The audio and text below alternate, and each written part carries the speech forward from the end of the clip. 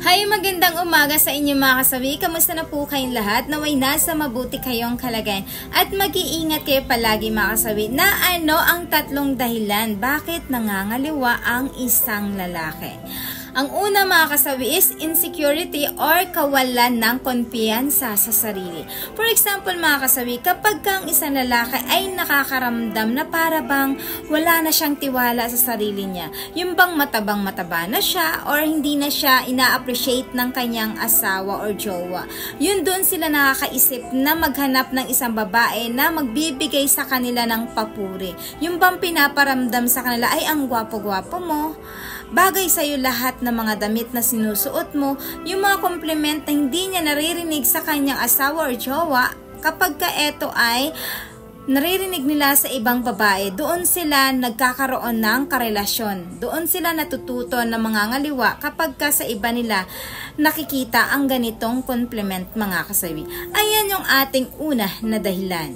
Ang pangalawa mga kasawi is pagbabago ng itsura ng isang babae. For example mga kasawi, ang isang lalaki ay sanay na sexy ang asawa niya, mabango yung asawa niya at maganda ito nung kanyang nililigawan. Tapos ito ay biglang nagbago ang postura ng isang babae, naging lusyang na ito, hindi na ito masyadong naliligo, hindi na ito naglilinis ng kanyang katawan, tumaba na ito.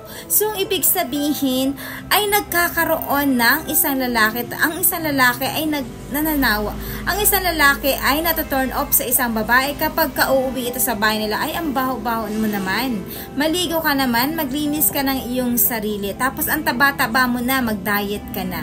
May mga kalalakihan kasi na mabilis sila ma-turn off sa isang babae kapag ka nakikita nila na hindi kaaya-aya ang postura ng isang babae. So kapag ka nakakita sila ng isang babae na maganda, sexy, ayan, mas naa-attract sila sa isang babae. Kaya nagkakaroon sila ng interest sa isang babae kapag kaganito ang kanilang nakikita. Ayan yung ating pangalawa na dahilan. Pangatlo mga kasabi is pagtanggi ng kanilang partner pagdating sa hana-hana. For example, nanghingi ang isang lalaki sa kanilang mga asawa, Han, pwede bang makipaghana-hana sa'yo? So ang isang babae ay magagalit pa ito sa kanilang asawa at sisigawan ito, bubulyawan ito at sisipain pa ito.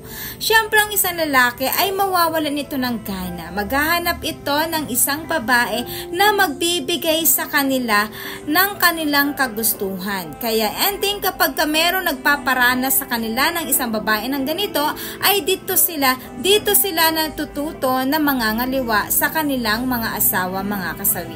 Ayan yung ating pangatlo na dahilan. At syempre hindi mawawala yung aking advice sa topic na ito. Lagi yung tatandaan sa mga kababaihan, importante po na kahit tayo ay may asawa na, yan, lagi yung tatandaan na po ay lagi tayong mag-ayos. Huwag hayaan natin na Huwag hayaan na malusyang tayo. Alam nyo ba kung bakit? Hindi naman kayo nagpapaganda para sa iba. Nagpapaganda kayo at nagpapabango kayo para sa inyong mga asawa. Para naman ma-maintain ninyo ang hot sa paningin ni Mr. para sa inyo mga kasawi. Napaka-importante yun sa mga kababaihan. Lalo-lalo na pagdating sa kama, kapag kaniyaya kayo, kahit pagod kayo minsan, ay gawa ninyo ng paraan para naman maibigay ninyo ang kagustuhan ni Mr. pagdating sa kama mga kasawi. Yan lamang po mga kasawi yung aking advice. Maraming salamat sa patuloy na pagsuporta nyo sa akin, sa walang sawang pag-share at pag-comment. Sa mga hindi pa po nakapag-subscribe mga kasawi, pwede na kayo mag-subscribe, pwede na rin kayo mag-follow para updated kayo sa topic ko araw-araw. Magandang umaga mga kasawi.